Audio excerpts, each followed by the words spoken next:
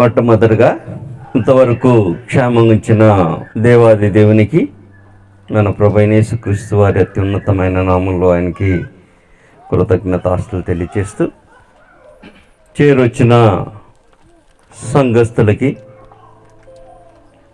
మరియు పరిశుద్ధులందరికీ ముందుగా యేసుక్రీస్తు వారి నామంలో వందనాలు తెలియజేస్తున్నాం. ఇప్పటి వరకు మీరు సంఘం పట్ల సువార్తికుని యొక్క బాధ్యతను మీరు విన్నారు. నన్ను తిరగదిప్పి మాట్లాడమన్నారు. తిరగదిప్పి మాట్లాడతామంటే సువార్తికుని పట్ల సంఘం యొక్క బాధ్యత మాట్లాడమన్నారు. సంఘం పట్ల సువార్తికుని యొక్క బాధ్యత కనపడుతుందా? మీరందరూ వచ్చారా?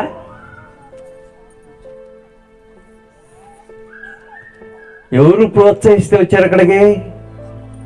సువార్తికుడు ప్రోత్సహిస్తే వచ్చారు. రైట్, బాగా. సంఘం పట్ల సువార్తికుని యొక్క బాధ్యత కంటి ముందు కనపడుతుంది. సువార్తికుని పట్ల సంఘం యొక్క బాధ్యత అది అసలు కనపడతలేదు. నాకు తెలిసి భారతదేశంలో 95% కంటే ఎక్కువ స్థానిక సంఘాలు తన సువార్తికుని పట్టించుకోరు. నేను అన్నమాట మీకు అర్థమైందా? సువార్తికుడు సంఘం గురించి ఆలోచన చేస్తున్నాడు, సంఘము సువార్తికుని గురించి ఆలోచన చేస్తుందా ఏంటి? సంఘము సువార్తికుడి గురించి ఆలోచన చేస్తే సువార్తికుడు వేరే లెవెల్లో ఉంటాడు. గ్యారంటీగా సంఘం పట్టించుకోవట్లేదని నిస్సందేహంగా మాట్లాడచ్చు. సంఘం ఏం చేస్తున్నారంటే, వస్తున్నాం, వింటున్నాం, వెళ్తున్నాం. విన్నది పాటించేది కూడా కరెక్ట్గా పాటిస్తున్నారో లేదో కూడా తెలియదు. చందా ఏమి ఇస్తున్నారనే సంగతి మాట్లాడతాను, అది మాట్లాడటానికేగా నిలబడింది ఇక్కడ. సంఘం పట్టించుకుంటుందా?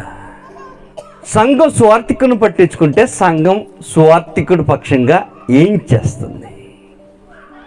ఏం చేయాలో తెలియదండి. వచ్చామో, విన్నాము, వెళ్ళాము. ఆయన ఏదో కానుకలు ఏమన్నాడు, ఇచ్చాము, అయిపోయింది కథ. నా ప్రశ్న, కానుకలు దేవునికి ఇచ్చారా సువార్తికునికి ఇచ్చారా అన్నాను అనుకో. మొదటి పత్రిక 9వ అధ్యాయము మొదటి 4 వచనాలు వదిలేద్దాము. 5వ వచనం కాడ నుంచి మనము ప్రారంభిద్దాం. తక్కిన అపోస్తుల వలెను ప్రభు యొక్క సహోదరుల వలెను కేఫా వలెను విశ్వాసులైన భార్యను వెంట పెట్టుకుని తిరుగుటకు నాకు అంతవరకు పౌల్ గారు తన గురించి మాట్లాడుతున్నాడు. నాకు అధికారం లేదంటేనో తన గురించి మాట్లాడాడు అంతవరకు. రైట్, చదువుదాం. ఇంకా పని చేయుటకు నేనును బర్నబాయు మాత్రమే అని పని చేసే దాని గురించి మాట్లాడుతున్నాడు. ఇప్పుడు అన్నాడు, పని చేయటకు నేనును బర్నబాయు మాత్రమే అధికారం లేని వారమా? ఎవడైనను. ఇప్పుడు ఎవరి గురించి మాట్లాడుతున్నాడు? అందరు కలిపాడు అన్నమాట. ఇప్పుడు దాకా ఎవరి గురించి మాట్లాడాడు? తన గురించి మాట్లాడుకుంటూ వచ్చేసిన తర్వాత ఇప్పుడు అందరి గురించి మాట్లాడటం మొదలుపెట్టాడు. ఎవడైనను తన సొంత ఖర్చు పెట్టుకొని దండులో కొలువు చేయనా అన్నాడు. ఇందాక జానీ గారు మాట్లాడుతూ ఫస్ట్ ఎత్తిన సందర్భం సువార్తికుడు ఎవరని ఎత్తారు. మీకు జ్ఞాపకం ఉండొచ్చు. ఫస్ట్ లేవనెత్తిన ప్రశ్నలో తిమోతికి రాసిన 2వ పత్రిక 2వ అధ్యాయము 1వ వచనం చదివిస్తూ మంచి సైనికుడు అని అన్నాడు. అది కదా మనం చదువుకుంది. సువార్తికుడు అంటే మంచి సైనికుడు అని మనకి ఫస్ట్ ఎత్తిన పదం అది. సువార్తికుడు మంచి సైనికుడు. సైనికుడు ఏం మాట్లాడుతున్నాడన్నమాట? దండులో పనిచేసేవాడని అర్థం. దండు అంటే ఏంటి? ఆర్మీలో లేకపోతే ఇంకేదో ఇంట్లో అయినా కానీ అనమాట. ఇన్ ట్రూప్ అని అనమాట. ఇప్పుడు అందరి గురించి మాట్లాడతాడు. సొంత ఖర్చుతో దండులో కొలువు చేయన ద్రాక్ష తోట వేసి దాని ఫలము తినని వాడెవడు? మందను కాచి మంద పాలు తాగని వాడెవడు? ఈ మాటలు బట్టి చెప్పుచున్నానా? జాగ్రత్త గమనించండి. ధర్మశాస్త్రం ఇంకోటి నేర్పిస్తుందట. ధర్మశాస్త్రము కూడా వీటిని చెప్పుచున్నది కదా. చదివే బాబు. కళ్ళము త్రొక్కుచున్న ఎద్దు మూతికి చిక్కం పెట్టవద్దు అని మోషే ధర్మశాస్త్రంలో రాయబడి ఉన్నది. ఎక్కడ రాయబడి ఉంది? ఐడియా ఉంది ఎక్కడైనా? ద్వితీయోపదేశ కాండము 25వ అధ్యాయం 4వ వచనంలో ఈ యొక్క వర్తమానము మనకు కనపడుతుంది అనమాట. మీరు వెనక తిరిగి చూసుకుంటే ఈ యొక్క లేఖన భాగము ద్వితీయోపదేశ కాండం నుంచి కోట్ చేయబడింది. ద్వితీయోపదేశ కాండం 25వ అధ్యాయం 4వ వచనంలో ఈ యొక్క మాట ఉంటుంది అనమాట. కావాలంటే ఒకసారి వెళ్ళి చూసేసి వస్తాము. మళ్ళీ తిరిగి ఇక్కడికి వస్తాము. ఎక్కడికి? కొరింథీయులకు రాసిన మొదటి పత్రిక మళ్ళీ తిరిగి వస్తామన్నమాట. ద్వితీయోపదేశ కాండము 25వ అధ్యాయం 4వ వచనం చూచి మళ్ళీ తిరిగి వద్దాము. ఏమనుంది? ఇదే మాట ఉంటుంది. ఏం కొత్తగా కలిపింది ఏం లేదు అక్కడ. 25వ అధ్యాయం 4వ వచనం, నూర్చడి ఎద్దు మూతికి చిక్కము వేయకూడదు. ఇది నేను చెప్పాల్సిన అవసరంలా, మీ ప్రాంతంలో బాగా తెలిసిన పనే. మీరు ఎప్పుడైనా కళ్ళను తక్కేస్తారా? పంట కోసిన తర్వాత ఏం చేస్తారు? నూరుస్తారు. దేంతో నూరుస్తారు? గొడ్లతోనేనా? మూతికి చిక్కం పెడతారా? పెడతారు కదా. ఓ, ధర్మశాస్త్రం ఫాలో అవట్లేదు అన్నమాట. దేవుని యొక్క ఆజ్ఞ ఫాలో అవట్లేదు అన్నమాట. ధర్మశాస్త్రం ఏం నేర్పించింది? నూర్చెడి ఎద్దుకు మూతికి చిక్కము వెయ్యకూడదు నేర్పించింది. మీరు పెట్టారంటే ఏం చెప్తున్నారన్నమాట? దేవుని యొక్క ఆలోచనకి వ్యతిరేకంగా వెళ్తున్నారు. కొత్త నిబంధనలు కూడా ఇదే నేర్పిస్తాడు అనమాట. మీరు చేసే పని అది. నేను ఇలా బయటికి వెళ్ళినప్పుడు పైకి మేము కారు వేసుకొని కొంచెం పైకి వెళ్ళాము. పైకి వెళ్ళిన తర్వాత రిటర్న్ వస్తూ ఉండగా మా వాళ్ళకి చెప్తా ఉన్నాను, నేను మీతో పాటు ఉండ అనుభవం ఉంది కాబట్టి ఎక్కడ మీరు నూర్చే స్థలం నాకు తెలుసు. నూర్చే స్థలం ఫ్లాట్గా ఉంటుంది కదా, ఒక రౌండ్ వేసినట్టు ఉంటుంది నాకు తెలుసు. వీళ్ళు చూపించారు, బాబు ఇక్కడే వీళ్ళు నూరుస్తారు అని అన్నాను. వాళ్ళు అక్కడ నూరుస్తారని చెప్పారు కానీ మీరు చిక్కం పెట్టరనే సంగతి నాకు తెలీదు. మీరు పెడతారనే సంగతి ఇప్పుడు నేను నేర్చుకున్నాను. గ్రంథం చెప్తుందనమాట, నూర్చెడికి ఎద్దుకి చిక్కము పెట్టవద్దు అన్నాడు. పాయింట్ అది కాదు ఇప్పుడు మనం మాట్లాడుతుంది. ఇది ధర్మశాస్త్రం. కొత్త నిబంధనలో దీన్నే కోట్ చేస్తున్నాడు. దీన్నే కోట్ చేసి ఏం మాట్లాడుతున్నాడంటే, దేవుడు ఎద్దు గురించి ఆలోచించేస్తున్నాడా అని అడుగుతున్నాడు. దేవుని యొక్క ఉద్దేశంలో నూర్చెడి ఎద్దుకి మూతికి చిక్కం పెట్టవద్దని మాటలో దేవుని యొక్క ఉద్దేశము ఎద్దు కాదు నానా అని చెప్తున్నాడు. దేవుని యొక్క ఉద్దేశంలో ఆ స్థలంలో సువార్తికుని యొక్క ఉద్దేశం అక్కడ లేదట. అక్కడ చెప్పాడు, ఏమని చెప్పాడు? నూర్చెడి ఎద్దు గురించి మాట్లాడాడు కానీ దేవుని యొక్క ఆలోచనలో ఎద్దు గురించిన ఆలోచన లేదు.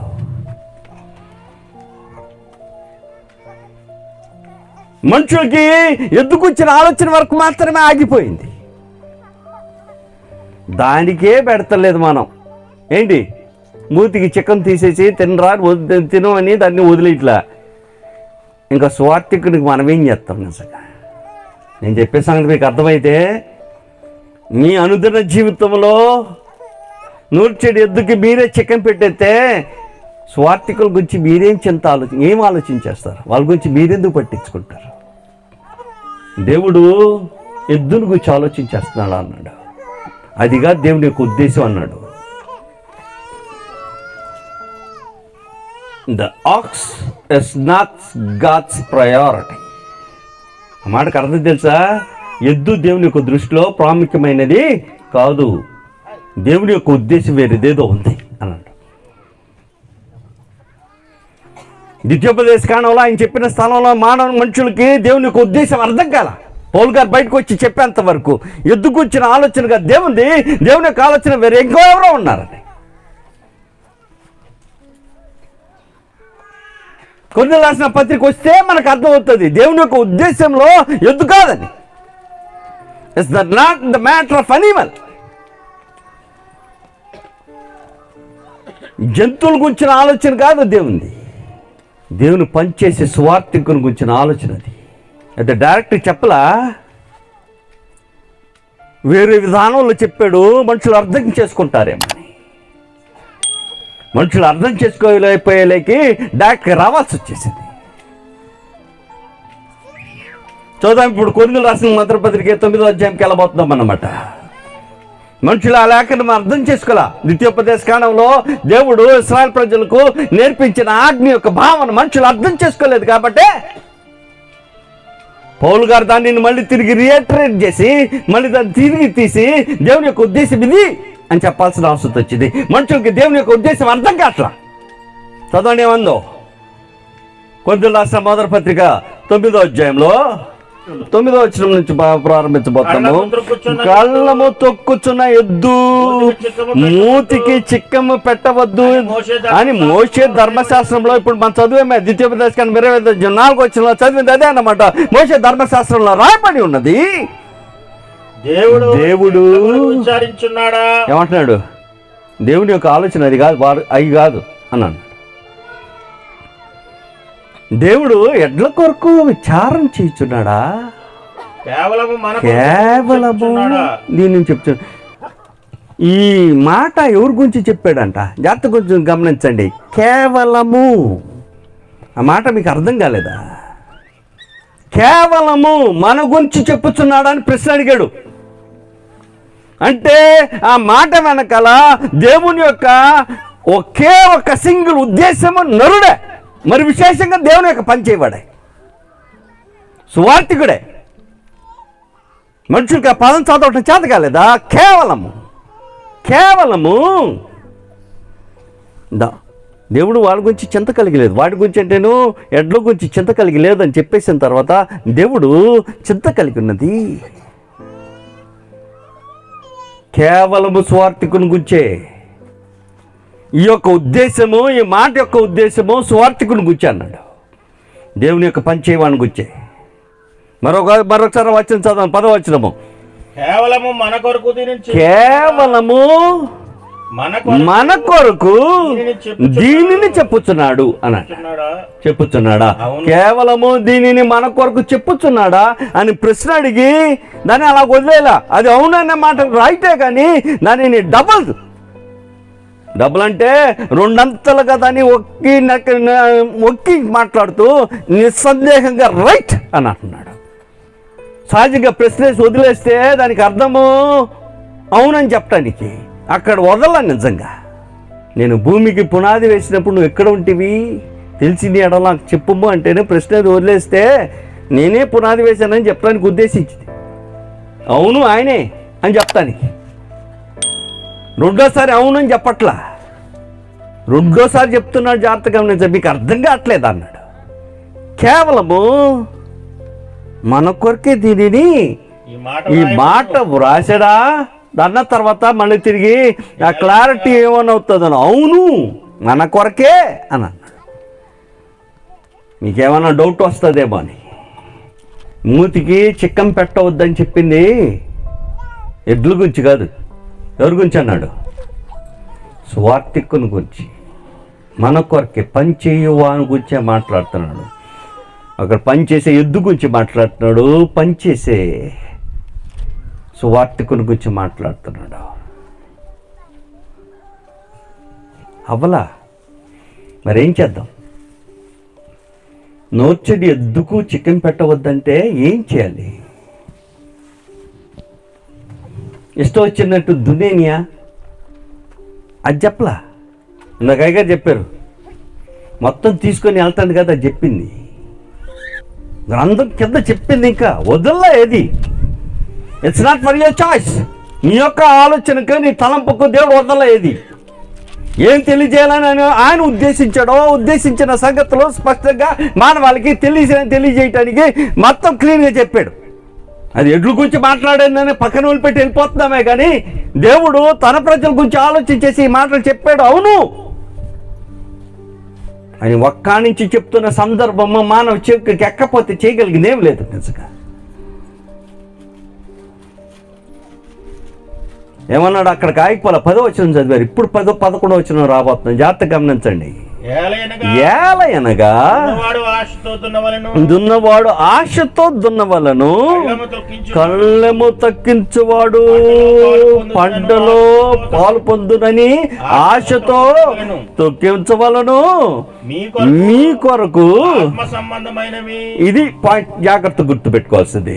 మీ కొరకు ఆత్మ సంబంధమైనవి మేము విత్తి ఉండగా, శరీర సంబంధమైన ఫలములు ఏమంటున్నాడు? ఆత్మ సంబంధమైన సంగతులు మీకు విత్తాడా? సువార్తికుడు ఏం పని చేస్తాడు? ఆత్మ సంబంధమైన వాక్యమును మీకు విత్తుతాడా? విత్తుతున్నాడు. రైట్. విత్తేవాడు విత్తుతుండగా మీ కొరకు ఆత్మ సంబంధమైన సంగతులు విత్తుచుండగా, ఇప్పుడు చదవండి ఏమన్నాడు నెక్స్ట్. శరీర సంబంధమైన ఫలములు కూర్చుకొనుట గొప్ప కార్యమా? అంటే మీరు చేసేది ఏం పెద్ద గొప్ప మీరు చేయలేదు. ఫస్ట్ ఆఫ్ ఆల్ అది పక్కన పడేయండి. ఒకవేళ చేసినా కూడా ఏం చేయాలి? ఆత్మ సంబంధంగా విత్తేవానికి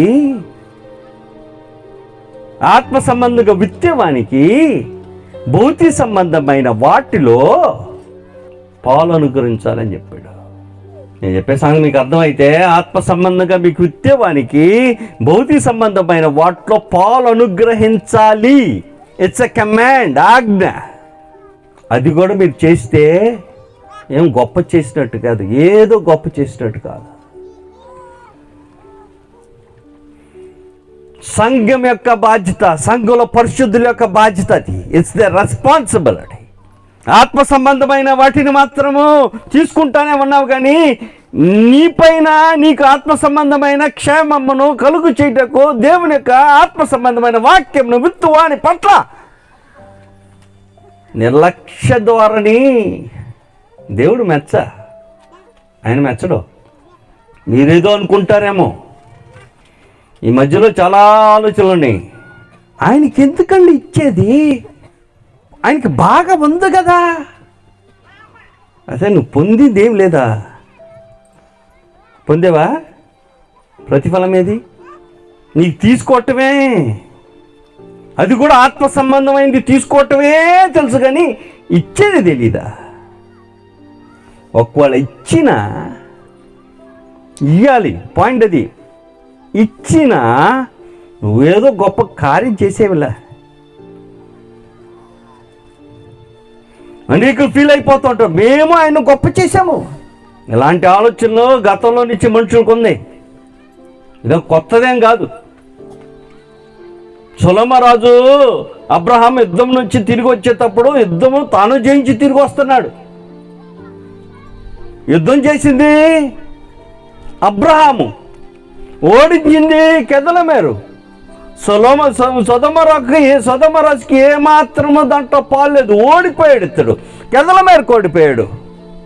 తిరిగి వస్తున్న వాడితో సొదొమరాజు ఎదురయ్యాడట. ఎదురయ్యి మొత్తం నువ్వు తీసేసుకో, నాది మాత్రం నాకు అంటున్నాడు. నీదెట్ట అవుతుంది? మనుషుల యొక్క ఆలోచన నాది, నేనిచ్చాను కాబట్టి ధనవంతుడు అవుతాను. అబ్రహాం అనేసాడు అప్పటికి, నీ ఆస్తిలో చెప్పులు వారైనను నూలు పోగైనను వద్దు. ఒకవేళ నేను తీసుకుంటే నేను నిన్ను ధనవంతులు చేశాను. ఈరోజు మనుషులు ఏమన్నా ఆలోచన చేస్తున్నారంటే నేను ఇచ్చాను కాబట్టి అతడు ధనవంతుడయ్యాను అనుకుంటున్నాడు. నువ్వు ఇస్తే అవ్వడు. నువ్వెవడివి అసలు? నీ బాధ్యత ఈటం. తిన్నావా? ఆత్మ సంబంధమైంది బాగానే. ఆత్మ సంబంధమైన బాగా తినేటప్పుడు గుర్తుకు రాలేదా నేను తిన్నానని? తినటానికి మాత్రము దేవుని యొక్క వాక్యము ఆరగిస్తాము. దేవుని యొక్క సందేశం విన్నాము, ఆత్మ సంబంధంగా మేలు పొందామన్న సంగతి మాత్రం మనుషులకి గుర్తుకొస్తుందే కానీ దాని మనుషుడు ఎదుట ఉంచినామా అని గురించిన చింత లేదా? లేనివాడికి దేవుని యొక్క లేఖనాలు సరిగా అర్థం కాల, దేవుని యొక్క సంగతులు గ్రహించలే అతను. మరొకసారి 11వ వచనం చదవబోతున్నాం. 9వ అధ్యాయం 11వ వచనంలో ఉన్నాను. మీ కొరకు ఆత్మ సంబంధమైనవి మేము విత్తుచుండగా, మేమంటే అందరం కలుపుకొని మాట్లాడుతాం. దీంట్లో పౌలు గారు కూడా కలిశారు అన్నమాట. సువార్తికుడితో పాటు పౌలు గారు కూడా కలిశారు. మీ కొరకు ఆత్మ సంబంధమైనది మేము విత్తుచుండగా, విత్తి ఉండగా మీ వలన శరీర సంబంధమైన ఫలమును కోసుకొనుట గొప్ప కార్యమా అని అడుగుతున్నారు. కోసుకోవడంలో తప్పే లేదన్నట్టు.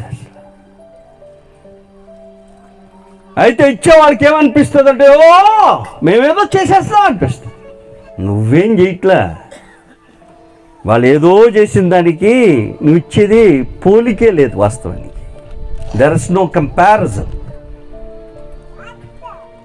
వాళ్ళు నీకు పెట్టిన దానికి నువ్వు పెట్టేది అసలు లెక్కలోనే లేదు. అసలు నీ ఆత్మకు పెడితే నువ్వు శరీర సంబంధమైన పెడతానికి నువ్వు ఆలోచించేస్తావా? నీ ఆత్మకు విలువ తెలియాల నీకు. నీ ఆత్మ కొరకు పెట్టిన ఆహారం యొక్క విలువ తెలియాల నీకు.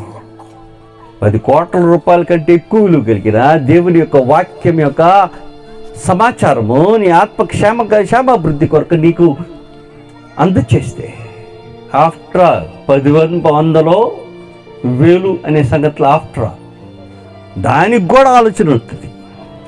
జాగ్రత్తగా గమనించండి. పోల్చి మాట్లాడాడు.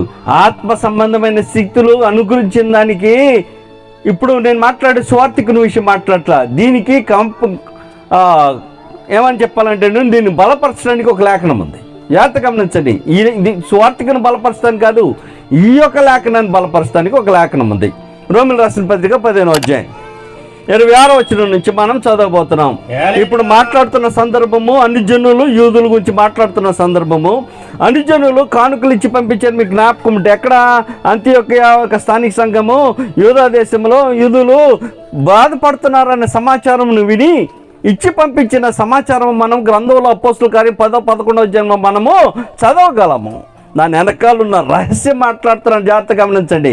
దాని వెనకాలన్న మనుషులు ఇచ్చిన దానము, లేకపోతే మనుషుల యొక్క అవసరతల నిమిత్తం ఇచ్చిన దాన విషయమై, లేకపోతే ఇచ్చిన ధన విషయమై, ద్రవ్య విషయమై మాట్లాడుతున్న సమాచారం ఇది. యూదులకి అన్ని జనులు ఇచ్చారట. దేనికి ఇచ్చారో మాట్లాడుతున్నాడు. ఇదే మాటలు పోల్చి మాట్లాడుతున్నాను. జాగ్రత్తగా గమనించండి. స్వార్థికుని గురించి మాట్లాడే నేను పోల్చి మాట్లాడే దేని గురించి మాట్లాడతాను అనమాట.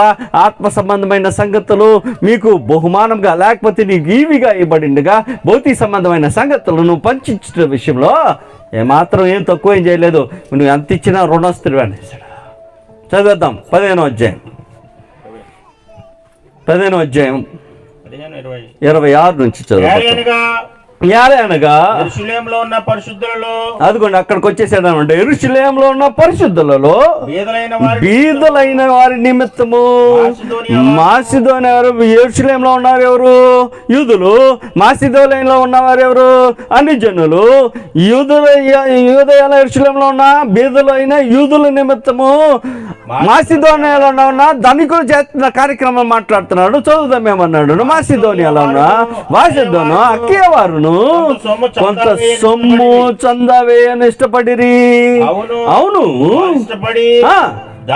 దానిని చేసిరి. వారు వీరికి ఏమంటున్నాడు? ఎందుకో కింద చెప్తాడు ఎందుకు రుణస్తురో. వారు వీరికి, వారంటేనో మాసిదోనియాలో ఉన్న ధనవంతులు పేదవాళ్ళకు రుణస్తులు అంట. అప్పిచ్చిన వాళ్ళలాగనమాట. పేదవాళ్ళు, యూదయలో ఉన్న పేదవాళ్ళు మాసిదోనియాలో ఉన్న ధనికులకి అప్పిచ్చినట్లు అనమాట. మాసిదోనియా వాళ్ళు రుణస్తులు అన్నాడు. మాసిదోనియా మాత్రమే కాదు, అక్కే వాళ్ళు సైతం రుణస్తులు అన్నాడు. ఎందుకో చెప్తాడు కింద చదువుదాము. ఎట్లనగా అన్ని జనులు ఆత్మ సంబంధమైన విషయంలో పాలివారై ఉన్నారు కనుక ఈ పాలు అన్ని జనులకి ఆత్మ సంబంధమైన పాలి భాగం వచ్చింది. ఎక్కడి నుంచి యూదులు వద్దన్నకున్న దాన్ని బట్టి వాళ్ళకి వచ్చింది ఆత్మ సంబంధమైన స్థితిని. అయ్యా యూదులు ఏం చేశారంటేను వారి పాలివారు, నిబంధనల వారివి, ధర్మశాస్త్రం వారిది, పితల వారు క్రీస్తు ప్రభు వారు సైతము శరీరమును వారిలోనే పుట్టిన అంత గొప్పగా ఉన్నారు. వారు పొదిలి వదిలిపెట్టుకున్నారు కాబట్టి ఎవరికి లభించింది అనమాట? అనుజనులకు లభించింది. ఆ పాలివారైనందున, ఆత్మ సంబంధమైన విషయంలో పాలివారైనందున ఏమన్నా చదవండి. గనుక శరీర సంబంధమైన విషయములలో వీరు సహాయ చేయ బద్ధులై ఉన్నారు. వాడు రుణస్థులు నెంబర్ 1, నెంబర్ 2 బద్ధులు కూడా. రెస్పాన్సిబిలిటీ. ఇప్పుడు నేను అన్ని జనుల గురించి మాట్లాడాను, యూదుల గురించి మాట్లాడాను, ఇప్పుడు మన గురించి మాట్లాడుతున్నాను అనమాట. ఒక సువార్థికుడు నేను ఆత్మ సంబంధమైన విషయంలో నేను పోషించినప్పుడు నువ్వు రుణస్థుడివి. సంఘం రుణస్థం ఎవరికి? సువార్థికుడికి రుణస్థులు. తనకి సహాయం చేయటము సంఘం యొక్క బాధ్యత. బద్దులై ఉన్నారు అన్నాడు. You are responsible, that's all. తీసుకున్నప్పుడు తెలియట్లేదా? తెలిస్తే కదా నేను ఆత్మ సంబంధమైన సంగతులు నేను పుచ్చుకొని ఉన్నానే అతని దగ్గర, కాబట్టి నేను భౌతిక సంబంధమైన వాటిని అతనితో పాటు పంచుకుంటానికి నేను రుణస్థుడు అనే సంగతులు మర్చిపోయాను. నువ్వు తీసుకున్నది ఏదో తెలియలేదుగా. నువ్వు తీసుకున్నది ఏదో తెలిస్తే ఎంత రుణస్థుడు అర్థం అవుతుంది. బాధాకరమైన సంగతి ఏంటంటేను మనకు అర్థం కావు. అంత దూరం ఆలోచన చేయమని ఫిలోమోను రాసిన పత్రిక పౌలు గారు రాశారు. ఈ పత్రికను రాస్తూ తను ఎంత ప్రేమ చూపించాడో, తను ఎంత విశ్వాసమును కాపాడుకొని తనతో పాటు ఉన్న వారిని ఎలాగ విశ్వాసంలో నడిపించుచున్నారో, తన ఇంటి ఎలాగ సంఘం ఉందో ఇవగార సంగతులు మాట్లాడుకుంటూ వచ్చారు. రైట్. మాట్లాడుకుంటూ వచ్చిన తర్వాత డాక్టర్ కాంటాక్ట్స్లోకి వచ్చేసాడు అన్నమాట. బాబు, నీ యొద్ద నుంచి ఒనేసిం అనేవాడు తప్పించుకొని పోయాడు. నువ్వు కొనుక్కున్నావే ఒకడిని. ఆ కాలంలో మనుషులను కొనుక్కునే విధానం ఉండేది. ఆ కాలంలో కూడా ఈ కాలంలో కూడా మనుషులు కొనుక్కుంటున్నారు. నార్త్ ఇండియాకి వెళ్తే తెలుస్తుంది మనుషులు కొనుక్కునే సంగతి. మనం అయితే ఈ ప్రాంతంలో కొనుక్కునే సంగతులు మనకు తెలియదు కదా. మనుషులు నిజంగానే కొనుక్కుంటారు దాసోహం చేయటానికి. ఒనేసింను కొనుక్కున్నాడు ఫిలోమోను. కొనుక్కుంటే ఒనేసిం పారిపోతాడు. ఒనేసిం పారిపోతే పౌలు గారి యొక్క కాంటాక్ట్లోకి వస్తాడు. పౌలు గారి యొక్క కాంటాక్ట్ వచ్చిన తర్వాత పౌలు గారు అతను మార్చేస్తాడు. పౌలు గారు మార్చిన తర్వాత ఇప్పుడు వెనక్కి తిరిగి పంపిస్తూ ఉన్నాడు. ఈ పత్రిక దానికోసమే. ఫిలోమోను రాసిన పత్రిక అంటే ఫిలోమోను కోసం కాదు, అది ఒనేసిమును రిటర్న్ పంపిస్తాను కరవకైన పత్రిక అది. పౌలు గారు ఒనేసిముని రిటర్న్ పంపిస్తున్నాడు. తన దగ్గరికి వచ్చినవాడు మారిపోయాడు. పౌలు గారి యొక్క కాంటాక్ట్లోకి ఒనేసిం వస్తే ఒనేసిం వచ్చిన వాడు మారిపోయి ప్రభువైన యేసుక్రీస్తు వారికి లోబడిపోయిన తర్వాత, బాబు నువ్వు నాకు కాదు దాసోహం చేయాల్సిందే, నువ్వు ఎవరి దగ్గర నుంచి వచ్చావో వచ్చిన ఫిలోమోను దగ్గరికి నువ్వు వెళ్ళిపోవాల్సిన వాడు అయి ఉన్నావని అతన్ని రిటర్న్ పంపించే పత్రిక అది. ఆ రిటర్న్ పంపించే పత్రికలో పౌలు గారు ఒక మాట అంటున్నాడు. ఫిలోమోను కొల్సీ పట్టణానికి సంబంధించిన వాడు. చూద్దామా, దాంట్లో అధ్యాయాలు లేవు, వచనాలు మాత్రమే. కాబట్టి 16వ వచనం నుంచి నేను చదవబోతున్నాం. అతడికి మీదట దాసుడుగా ఉండక దాసుని కంటే ఎక్కువ వాడుగాను ప్రియ సహోదరుగాను నువ్వు విశేషముగా నాకును శరీర విషయములో మరి విశేషముగా నీకును ప్రియ సహోదరుగాను నీ ఎల్లప్పుడు ఉండుటకే కావలు. అతడు కొద్ది కాలము నిన్ను ఎడబాల్చి ఉండెను అన్నాడు. కొద్ది కాలం నేను వదిలిపెట్టేశాడు, పారిపోయాడు. రైట్. కొద్ది కాలం ఎడబాల్చి ఉండెను. కాబట్టి నీతో పాలివానిగా ఎంచిన ఎడల పౌలు గారు అంటున్నారు, ఎవరిని ఫిలోమని, నువ్వు నిజంగా నన్ను పాలివానిగా ఎంచిన ఎడలా నన్ను చేర్చుకున్నట్టు అతనిని చేర్చుకొనుము.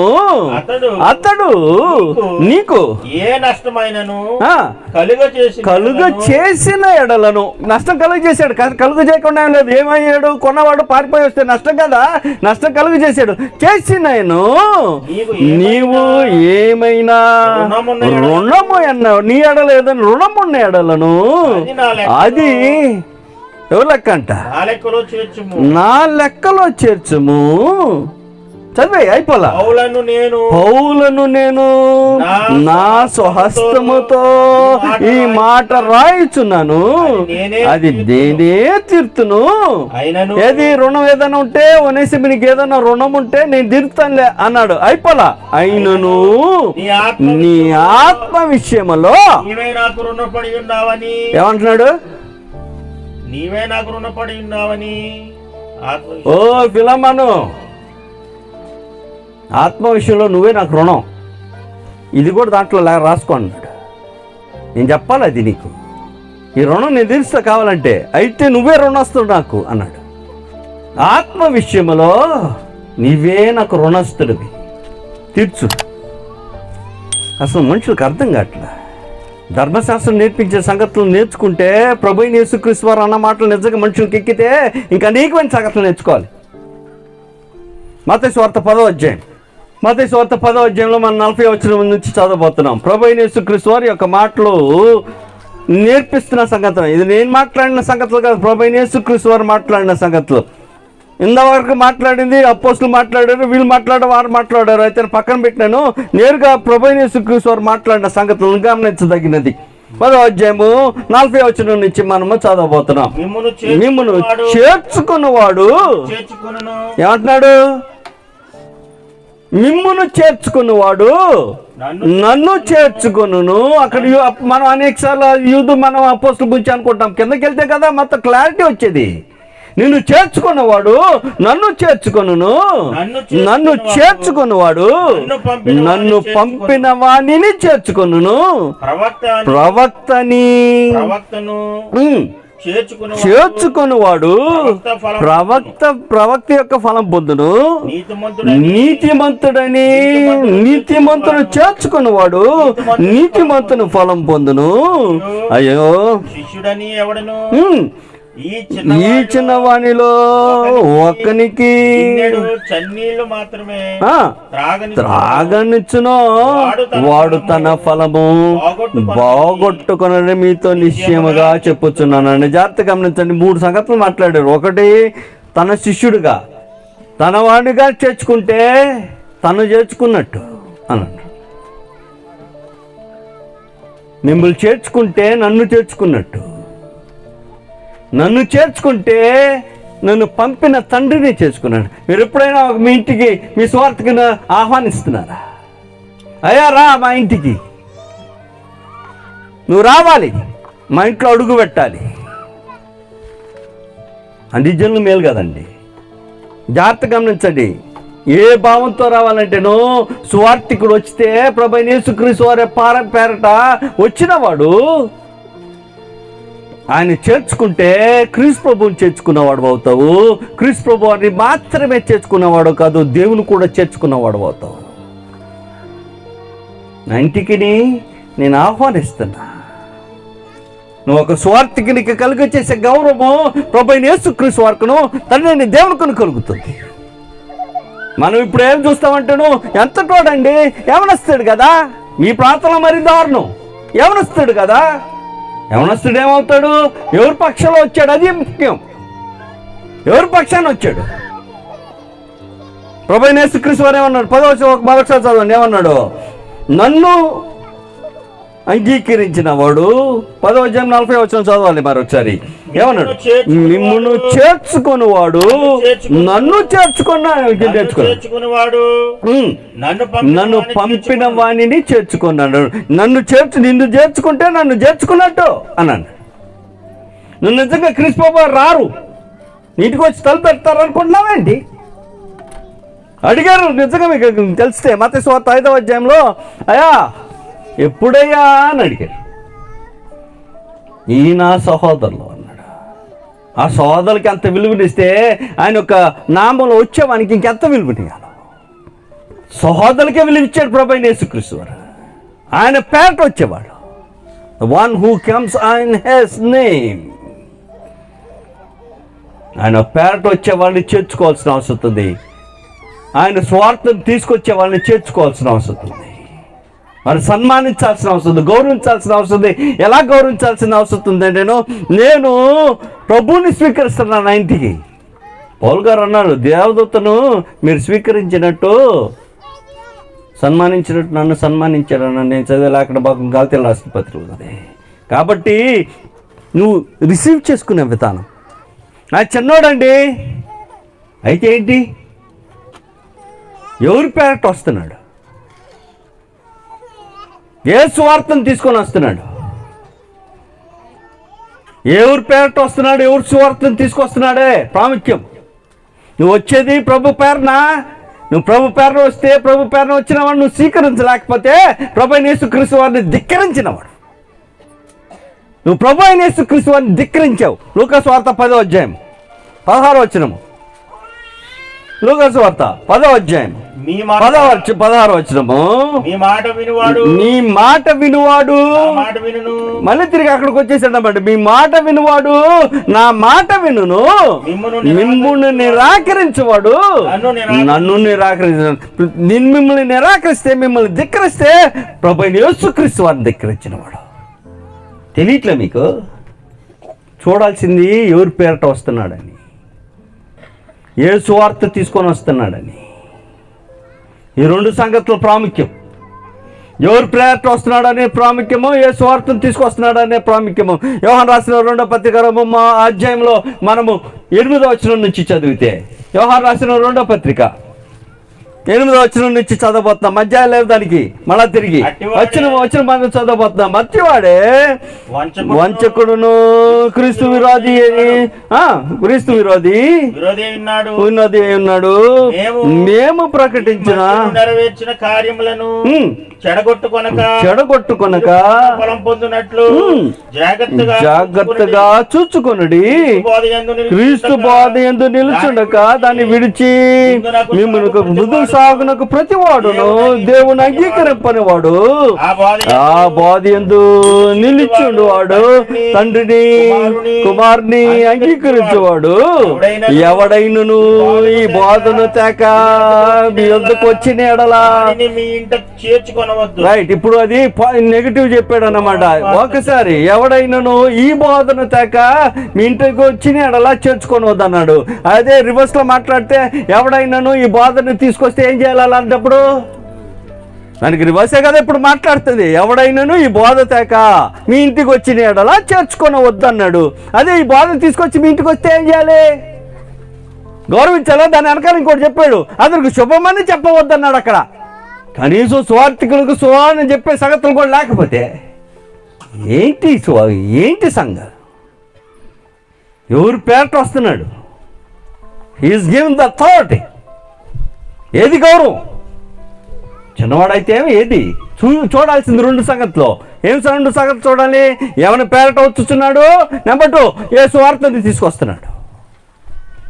అవి రెండు పక్కన పెట్టి ఎత్తు, రంగు, లేకపోతే వయస్సు, మా ప్రాంతం మరొక ప్రాంతం కాదన్నమాట. చేర్చుకుంటానికి, గౌరవిస్తానికి రెండు సంగతులు. నువ్వు నిరాకరిస్తే క్రీస్తు ప్రభువు వారిని నిరాకరించిన వాడు. నీ మాట అంగీకరించిన వాడు నన్ను అంగీకరించిన వాడు, మీ మాటను అంగీకరించిన వాడు క్రీస్తు ప్రభువు వారిని నిరాకరించిన వాడు. కొంతమంది ఉంటారు చెప్పినా వినరు, వాళ్ళేదో సూపర్ అనుకొని వెళ్ళిపోతూ ఉంటారు. వాళ్ళకి ఏం అర్థం కాలేదంటేను చెప్తున్న సువార్తికుని కాదు వారిని నిరాకరించేది, వారికి అధికారం ఇచ్చి పంపిన యేసుక్రీస్తు వారిని నిరాకరించారు. It's not their authority but the authority given by Jesus Christ. వాడేవనండి సువార్తికులు మామూలులే. అయితే మామూలు ఎలాగవుతారన్నమాట? ఆ గౌరవ పదానికి అధికారము క్రీస్తు వలన పొందిన వారు కనుక వారికి అలాగ అక్కడి నుంచి వస్తుంది. కనుక గౌరవించమని చెప్పాడు. యూదులకు తెలుసు గౌరవించడము. దేవదూతలను గౌరవిస్తారా వాళ్ళు? సాష్టాంగ పడతారా? ఎందుకు పడతారు? దేవదూతలు ఎదుట సాష్టాంగ పడి వారిని అంగీకరించడానికి గల కారణం ఏంటి? వారు దేవుని పేరిట వచ్చిన వారు. ఈ సింపుల్ లాజిక్ కూడా మనం ఇక్కడ కొత్త నిబంధనలో కొద్ది నేర్చుకోకపోతే ఎలాగా? రైట్. మూడో సంగతి, మీరు ఎప్పుడైనా మీ స్వార్థకుని దర్శించడానికి వెళ్ళినప్పుడు ఏదైనా తీసుకెళ్లారా? ఆయనే మాకు ఏదైనా ఎత్తాడని ఎదురు చూస్తున్నాం అనిపిస్తుంది మీకే? ఇందాక మనం చదువుకున్నాం, మీ జ్ఞాపకం ఉంటే ప్రభువైన యేసుక్రీస్తు వారు 40వ అధ్యాయంలో చదివిన 10వ అధ్యాయం 41వ వచనం చెప్పింది ఏంటి? ప్రవక్తను చేర్చుకున్నవాడు ప్రవక్త యొక్క ఫలమును పొంది ఉన్నాడు, నీతిమంతుని చేర్చుకున్నవాడు నీతిమంతుని యొక్క ఫలమును పొంది ఉన్నాడు అన్నాడు. ఇది చెప్పిన మాట వర్తమానం ఎవరిది? ప్రభువైన యేసుక్రీస్తు వారిది. ప్రవక్తను చేర్చుకుంటే ప్రవక్త యొక్క ఫలం పొందాడు. నువ్వు స్వార్థకుని చేర్చుకుంటే స్వార్థకు యొక్క ఫలం పొందవా? ధర్మశాస్త్ర కాలంలో స్వార్థికి ప్రవక్త దగ్గరికి వెళ్తాను, గుట్టి చేతుల దగ్గరికి వెళ్ళరు, వృత్తి చేతులు తేలరు. తెలుసా మీకు? మా అమ్మ కొన్ని నేర్పించేది. ఎవరెవరి దగ్గర కుట్టి చేతులతో వెళ్ళకూడదు, రోగుల దగ్గర కుట్టి చేతులతో వెళ్ళకూడదు. నెంబర్ 2, పసిపిల్లల దగ్గర కుట్టి చేతులతో వెళ్ళకూడదు. పసిపిల్లలు దర్శిస్తానికి వెళ్ళేటప్పుడు కుట్టి చేతులతో వెళ్ళకూడదు. నెంబర్ 3, సువార్థికుడికి లేకపోతే ప్రవక్త అయిన సువార్థికుని దగ్గరికి వెళ్ళేటప్పుడు ఉట్టి చేతులతో వెళ్ళకూడదు. నెంబర్ 4, దేవుని దర్శించేటప్పుడు ఉట్టి చేతులతో వెళ్ళకూడదు. Never go. ఈ 3 సంగతులు వెనకాల ఉన్న 2 సంగతులు రైటో కాదో నాకు తెలియదు, కానీ లాస్ట్ చెప్పిన 2 సంగతులు మాత్రం రైటే. ఏం చెప్పాను? దేవుని దర్శించేటప్పుడు ఉట్టి చేతులతో దర్శించకూడదు అన్నది రైటు. సువార్థికుని లేకపోతే దైవజనుడు మాట్లాడుతున్న ప్రవక్త ఆ స్థాయిలో ఉన్న వారిని దర్శించడానికి వెళ్ళేటప్పుడు ఉట్టి చేతులతో వెళ్ళకూడదు అన్నమాట రైటు. ఇది గ్రంథం నేర్పిస్తున్న సంగతి. రోగి దగ్గరికి వెళ్ళేటప్పుడు ఉట్టి చేతులతో వెళ్ళకూడదా లేదో గ్రంథం నేర్పించలా, నా తల్లి నేర్పించింది. పసిబిడ్డ దగ్గరికి వెళ్ళేటప్పుడు ఉట్టి చేతులతో వెళ్ళకూడదా, గ్రంథం నేర్పించలా. నిజంగా ఆలోచించేసేవాడు అలాగ ఆలోచించేస్తాడు. సమూయేలు మొదటి గ్రంథము 9వ అధ్యాయం. నేను మొత్తం చదివించబట్ల కథ చెప్పేస్తాను. కూష్ యొక్క గార్ధబములు తప్పిపోయినాయి. కూష్ అనేవాయన సౌలు యొక్క నాన్న. కూష్ అనేవాడు సౌలు యొక్క నాన్నగారు దగ్గర గార్ధబములు అంటే గాడిదలు. ఈ గాడిదలు తప్పిపోయినాయట. ఈ గాడిదలు తప్పిపోతే వెతుకుతానికి వచ్చారు. ధర్మశాస్త్రంలో చాలా ఆశ్చర్యమైన సంగతులు ఉంటాయి. ఎవరిదైనా గాడిదలు కానీ ఎద్దు కానీ తప్పిపోతే ఆ దేశంలో ఉన్న ఎవరైనా సరే కంపల్సరీగా దానిని దాచిపెట్టాలంటేనే దాన్ని పోషించాలి. వచ్చి వెతుక్కుంటా వాడు వస్తే వచ్చిన వాడికి అందచేసేంత వరకు వాడికి నీటి పెట్టాలి, గడ్డేయాలి, దాన్ని పోషించాలి. ఇది ధర్మశాస్త్రం. అయితే ఈయన వెతుక్కుంటూ వస్తున్నాడు. ఎవరు? సౌలు. ఆయన వెతుక్కుంటూ వస్తున్నాడు. ఇప్పటికి రాజవలా. కూష్ యొక్క కుమారుడు నాన్న ఒక గాడిదల కోసం వెతుక్కుంటూ వస్తున్నాడు. వీళ్ళు చిన్నోళ్ళే కాదు, వీళ్ళ వెనకాల ఒక సేవకుడు కూడా ఉన్నాడు. అంటే ఏంటి?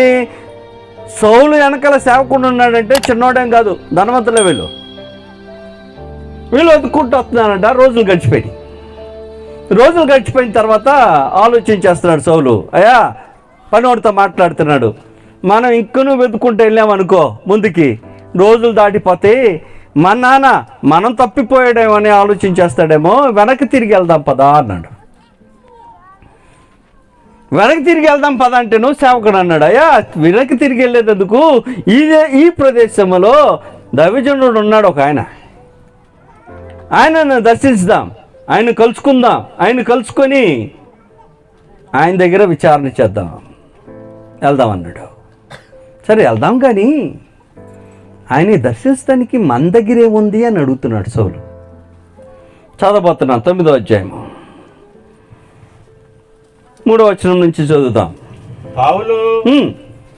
సౌలు తండ్రి అయిన కీషు యొక్క గాత్వములు తప్పిపోగా కీషు తన కుమారుడైన సౌలును పిలిచి, మన దాసులలో ఒకని తీసుకుని పోయి గార్ధబొమ్మలను వెతకమని చెప్పాను. దాసులలో అంటే ఎంతో మంది దాసులు ఉన్నారన్నమాట. ధనవంతుడే తక్కువడే కాదన్నమాట. వెతకమని చెప్పాను. ఇతరు వెతకుంటూ వెళ్ళాడు అనమాట. 5వ వచనానికి వచ్చేసాము. అయితే వారు సూపు దేశమునకు వచ్చి మనము తిరిగి వెళ్ళదము రండిము, గార్ధబొమ్మల కొరకు చింతిప్పక నా తండ్రి మన కొరకు విచారణ పడునేమో అని సౌలు తన పనివానితో అనగా వాడు ఇదిగో ఈ పట్టణములో దైవజనుడు ఒకడు ఉన్నాడు, అతడు బహుగనుడు, అతడు ఏ మాట చెప్పును ఆ మాట నెరవేరును. మనము వెళ్ళవలసిన మార్గము అతను మనకు తెలియచేయన అతని యొద్దకు వెళ్దాము రండి అని చెప్పాను. 7వ వచనం. అందుకు సౌలు, జాగ్రత్తగా గమనించండి, అందుకు సౌలు మనం వెళ్ళిన ఎడల, ఎవరి దగ్గరికి? ఆ దైవజనుడి దగ్గరికి వెళ్ళిన ఎడల, మనం వెళ్ళిన ఎడల ఆ మనిషికి, ఆ దైవజనుడికి ఏమి తీసుకొని పోదము అని అడుగుతున్నాడు. ఉట్టి చేతులు తేల్తానా? ఆ దైవజనుడు కలుసుకుంటానికి ఒకవేళ నేను వెళ్తే ఊరకనే రాజు అవలా సౌలు. దేవుడు ఊరకనే సౌలుని రాజుని చేసుకోలే అనుకుంటారు. సౌలు మామూలు పాపం చేశాడని హీనంగా భావిస్తారు. అండ్ ఈసారి మనం ఏం చేస్తామంటాడో ఆ చేసిన కార్యక్రమాన్ని బట్టి వారి గత జీవితాన్ని హీనంగా చూస్తాం. వారి గత జీవితం ఎంతో ఉన్నతంగా ఉంది కాబట్టి దేవుడు ఏర్పాటు చేసుకున్నాడు. మనం ఆ దైవజనుడిని దర్శించుటకు వెళ్ళిన ఎడలా ఆయనకిచ్చుటకు ఏమున్నది అని అడిగాడు. ఏమంటున్నాడు? కనీసం మన సామాగ్రిలో ఉండు భోజన పదార్థములు సరిపోయినవి అంటే అయిపోయినాయి. ఆ భోజన పదార్థాలు అయిపోయినాయి అంట. నా దైవజనునికి బహుమానము తీసుకొని పోటకు మనకి ఏమీ లేదు అని తన పనివానితో చెప్పి మన యొద్ద ఏమన్నా ఉన్నదని అడగగా ఆడు చిత్తగించము నా యొద్ద ఎవరి దగ్గర ఉందంట? పనివాడి దగ్గర ఉందంట. సౌలు దగ్గర కూడా లేదు. నా యొద్ద పౌతులము వెండి కలదు, మనకు మార్గము తెలియచేయకుండాకై దానిని ఆ దైవజనుడికి ఇత్తును అని నేను. ఎవరికి లేదు. నయమాన్ చేయలేదా? నయమాన్ ఏం చేశాడు? ఇచ్చెళ్ళాడు. ఇస్తానికి వెనక తిరిగి వచ్చాడు. గ్రంథంలో వెతుక్కుంటే బోళ్ళు ఉంటాయి. మనం ఏం చేస్తున్నాం? నిజంగా సంఘము స్వార్థికుల పట్ల తమ బాధ్యత నిర్వర్తిస్తుంటే మీకంటే ఎక్కువ ఉన్నతంగా తను ఉంటాడు. ఉన్నతంగా ఉండాలి కూడా. ధర్మశాస్త్రం ఏం చెప్పిందంటే నువ్వు 10వ వంతు లేవీలకి ఇచ్చేమంది. 10వ వంతు లేవీలకి ఇచ్చేమంది. యాజకులు ఈ మంది వేరు, లేవీలకి ఈ మంది వేరు. నేడు ఆ పద్ధతి సిస్టమ్ మొత్తం ఎగిరిపోయింది. అసలు మనుషులు ఏం పాటించట్లే. ప్రధాన యాజకులకి చెందవలసిందేంటి, లేవీలకి చెందవలసిందేంటి?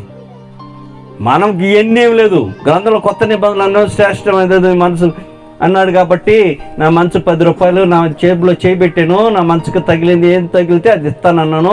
లోపల చేయబెట్టాను, 10 రూపాయలు తగిలింది ఇస్తాను. అంత నిత్యమైన భావాలను మనకి ఇష్టం వచ్చిన కొలది అన్నాడు కదా. నా మనసుకు నచ్చింది నేను జేబులో చేయబెడితే ఏది తగిలితే అది వేస్తాను.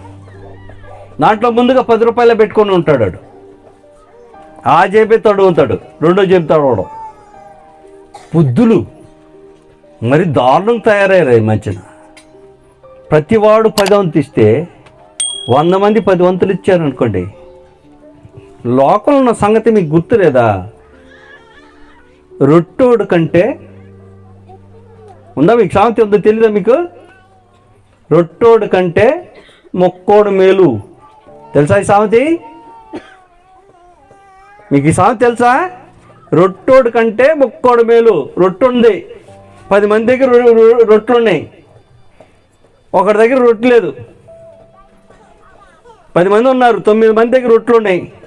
లేదు 10 మంది ఉన్నారు, 10 మంది దగ్గర రొట్టెలు ఉన్నాయి, ఒకరి దగ్గర రొట్టె లేదు. ప్రతివాడు ఒక్కొక్క మొక్క ఇచ్చాడు. రొట్టె ఉన్న వాడి దగ్గర ఒక మొక్క పోయింది. 10 మంది మొక్కలు కలిసి ఒక రొట్టె కంటే ఎక్కువైంది. అవదా? లోక సామెత కూడా అర్థం కాకపోతే జీవితంలో నువ్వు నిజంగా నీ 10వ వంతు నువ్వు తీసిస్తే నీ సువార్థికుడు ఎందుకు లోట్లో ఉంటాడు? ఎవరో సంగతి అవసరం, నా సంగతి మాట్లాడతా. నా స్థానిక సంఘం నాకు ఇస్తుంది సహాయం, 3,000 రూపాయలు ఇచ్చేది. నేను అడగల, నేను ఇప్పుడు అడగను, ఇప్పుడు అడగను, నాకు అలవాటే లేదు. పక్కనే అడిగాడు ఒకటి, 3,000తో నువ్వు బతుకుతావా అని అడిగాడు. నువ్వు బతుకుతావా? నీవెందుకు చిన్న చూపు చూస్తున్నావు? నీకేమో ప్రమోషన్లు కావాలి, నీకేమో ఇంక్రిమెంట్లు కావాలి, స్ట్రైకులు చెప్తావు. 50,000 వచ్చినా కూడా సరిపోదు, 1,00,000 వచ్చినా సరిపోదు, స్ట్రైకులు చెప్తావు. నీ స్వార్థికుడు మాత్రం 10,000, 5,000, 10,000 కాదు, 5,000, 2,000 జీవించాలి. ఏం న్యాయం అండి? ఏం దౌర్భాగ్యం? 50,000, 60,000 పొందేవాడు స్ట్రైక్ చేస్తాడు, మాకు ఇంకా ఇంక్రిమెంట్ ఇంపే అంటాడు. సిగ్గు. అంత ఆలోచించేసేవాడు నా స్వార్థికుడుగా మేము ఇచ్చే సరిపోదన్న సంగతి అర్థం కదా. నీకు కావాలంతా, నీకు ఆత్మ సంబంధమైన వాటిని పోషించేవాడు, ఆత్మ సంబంధమైన వాటితో పేరు పెంచుతున్న వాడికేమో అల్పంగా ఆలోచన చేస్తావా? చాలా ఒక్కొక్కరు ఒక్కొక్క రకం. నాకు ఒక స్థానిక సంఘం తెలుసు, పేర్లు చెప్పట్లేదండి. వాళ్ళు చర్చి బిల్డింగ్ కట్టుకుంటున్నారంట. చర్చి బిల్డింగ్ కట్టుకుంటానికి మహాపట్నం అది. చర్చి బిల్డింగ్ కట్టుకుంటానికి డబ్బులు రేస్ చేస్తున్నారు. వాళ్ళ దగ్గర 78 లక్షల కోట్ల రూపాయలు ఉంది. స్వార్థికుడికి ఏంటి రాన్నాను అనుకో, స్వార్థికుడికి 4,000 రూపాయలు ఇస్తారంట. 4,000 రూపాయల్లో నేను చెప్పానే, ఆడు సంపాదించేమో 50,000, 1,00,000 రూపాయలు ఉంటుంది, ఇచ్చేదేమో 4,000 అంట. ఎందుకు ఇవన్నీ అడిగా? ఎందుకు ఇవన్నీ అంటే, మేము చర్చి బిల్డింగ్ కట్టుకుంటున్నాము, అది కట్టుకున్న తర్వాత ఇస్తామన్నాడు. అప్పుడు దాకా ఇతను పస్తున్నాడు, నేను పెంచాలి కానీ అప్పుడు దాకా అతను పస్తున్నాడు. ఇదే న్యాయం? నన్ను పస్తు పెట్టి నువ్వు సంతోషంగా ఉంటావా? ఏం జీవితాలండి. నేను మాట్లాడితే ఎలాగా ఉంటుంది, నిజం మాట్లాడితే. మారాలి, ఆలోచన విధం మారాలి. నీకంటే శ్రేష్ఠుడు, ఉన్నతమైన పని చేస్తా ఉన్నాడు, గౌరవప్రదమైన స్థితిలో ఉన్నాడు. ప్రభుని అంగీకరించినట్టు అంగీకరించగలిగిన స్థితిలో ఉన్నవాడిని అల్పంగా చూస్తావా? అదేనా నేర్చుకుంది? It's that you are learned. అదే నేర్చుకున్నాం. అందుకే స్థానిక సంఘాలు అలాగే ఉండిపోతున్నాయి. మార్చము, ఏది చేయాలో అది చేయటం అవసరం. గల్తీలు రాసిన పత్రిక. టైం ఎక్కువైనా ప్రాబ్లం లేదు, నాతో ఏమనుకోబాకండి. ముగించి వెళ్తాను. సహజంగా ఏదైనా బిట్టు వదిలిపెట్టి వెళ్తే బాగుండు అనిపిస్తుంది, వదిలిపెట్టి వెళ్తే ఇది మంచిది కాదు అనిపిస్తుంది. గల్తీలు రాసిన పత్రిక నేర్చుకోకపోతే ఇలాగా 6వ అధ్యాయం 6వ వచనం నుంచి చదవబోతున్నాం. 5వ వచనం నుంచి చదువుదాం. ప్రతివాడును బరువు తానే భరించుకోవాలి కదా. అదే మామూలు చెప్పాడు అనమాట. గల్తీలు రాసిన పత్రిక 6వ అధ్యాయం చదువుతున్నాము, 5వ వచనం చదివేశాడు అనమాట. ఇప్పుడు జాగ్రత్తగా నుంచి 6వ వచనానికి వచ్చామన్నమాట. వాక్యోపదేశము పొందువాడు ఏమంటున్నాడు? నువ్వు నిజంగా వాక్యోపదేశం పొందినవాడు వాక్యోపదేశించిన వానికి మంచి పదార్థం అన్నిట్లో ఇది ఆజ్ఞ. నువ్వు చేస్తున్నావా అని అడుగుతున్నాను నేను. దేంట్లో మంచి పదార్థము? ఎన్నిట్లో? కొత్త నిబంధన ఇది నేను మాట్లాడేది, పాత నిబంధన కాదు. పాత నిబంధనలో పరిచయాలు ఏం చేసేవాళ్ళు? ప్రతి దాంట్లోనూ 10వ వంతు తీసేవాళ్ళు. దేంట్లో తీసేవాళ్ళు? పుదీనాలోను, సోపులోను, జీలకర్రలోను, ప్రతి దాంట్లోనూ 10వ వంతు తీసేవాళ్ళు. ఏ గ్రంథం చెప్పినట్టు మాట్లాడతారేంటి? బోధించబడిన వాడు బోధించిన వానికి ప్రతి దాంట్లో పరిచయాలు ఎలా తీశారో వాళ్ళకి దానికంటే ఎక్కువ తీయాల్సిన అవసరం ఉంది. సోంపులను, జీలకర్రలను, పుదీనాలను వాళ్ళు తీశారు. ప్రతి దానిలో తెత్తనవా? తీయవలెను. ఆజ్ఞ అతిక్రమించేవాడు పాపం చేస్తున్నాడు కదా. ఆజ్ఞ అతిక్రమం ఏంటి? వాడు ఏం చేస్తున్నాడు? ప్రతి దాంట్లోనూ బోధించిన వానికి పాలివ్వవలను. పాలివ్వను ప్రతివాడు పాపం చేస్తున్నాడు. బోధింపబడిన వాడు బోధించిన వానికి ప్రతి దాంట్లోనూ పాలివ్వకపోతే పాలివ్వన ప్రతివాడు పాపం చేస్తున్నాడు. ఏ సిన్నింగ్. చదవండి మరొకసారి 6వ వచనం. చదవడం చేత కాకపోతే మరొకసారి చదవండి. వాక్య ఉపదేశము పొందువాడు ఉపదేశించు వానికి, ఎవరికో చెప్పాడు, ఉపదేశించు వానికి మంచి పదార్థం అన్నిటిలో భాగమియ్యవలెను. అన్నిటిలో మంచి పదార్థం అన్నిటిలో భాగం ఇయ్యవలను. అయిపోలా. అందుకే కింద చెప్పాడు, మోసపోకుడి దేవుడు వెక్కిరింపబడడు. నువ్వేం విత్తుతావో అదే కోస్తావు. నువ్వు ఇలేదనుకో నువ్వు మోసం చేస్తున్నావు, అదే కొత్తావు. నువ్వు పాపం విత్తుతావు, పాపం కొత్తావు. మోసపోకుడి దేవుడు వెక్కిరింపబడడు. నువ్వేం విత్తుతావో అదే కొత్తావు అన్నాడు. ఈయన వాడు మోసం చేస్తున్నావు, మోసం కొత్తావు. నువ్వు పాపం చేస్తున్నావు, పాపమే కొత్తావు. ఇంకేం చెప్పాలి? బాధాకరమైన సంగతులు ఏంటంటే స్వార్థికుడు ధైర్యంగా ఈ మాటలు చెప్పరు. కారణం ఏంటంటే ఒకటే ఫీలింగ్, మా సంఘం ఏమనుకుంటుందో, డబ్బులు ఇవ్వమని చెప్తే అనుకుంటారు. గ్రంథం చెప్పింది నాన్న చెప్పండి. ఆడు చేయకపోతే ఆ పాపను ఆడికి పోనివ్వండి. మనసులో అసూయ పెంచుకుంటే పాపం తను చేస్తాడు, ఆ పాపానికి అతడు బాధ్యుడు, నువ్వు కాదు. లెట్ హిమ్ డై, సావనివ్వండి ఆ పాపంలో. నేనేం కొత్తదేం చెప్పలే, గ్రంథంలో ఉన్నదే చెప్పాను.